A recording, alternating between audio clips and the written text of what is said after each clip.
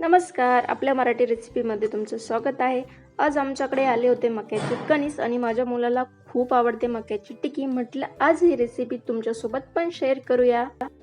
मिक्सरच्या पॉटमध्ये अद्रकचा तुकडा, कोथिंबीर, एक हिरवी मिरची, तिखट तुम्ही तुमच्या आवडीनुसार घालू शकता, चवीनुसार मीठ, थोडेसे जिरे आणि मक्याचे दाणे घालून याला बारीक मिक्सरला वाटून घेऊया. हे मिक्सचर एका बाउलमध्ये काढून घेऊ.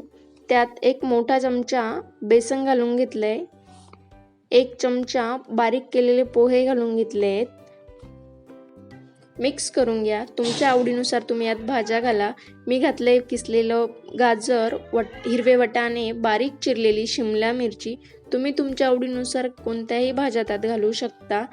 घातले तीळ. छान मिक्स करून घेऊया.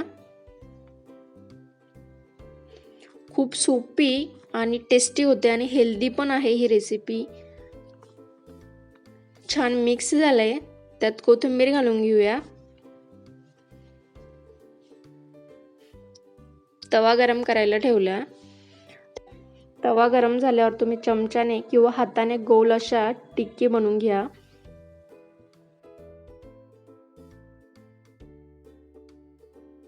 वाव, मस्त खरपूस भाजले. आपण दोन्ही बाजूने अशी छान भाजून घेऊया. माझ्या मुलाला प्रचंड आवडते.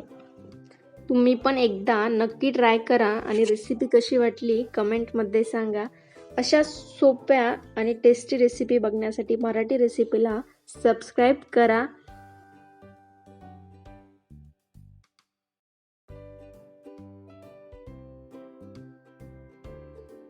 धन्यवाद.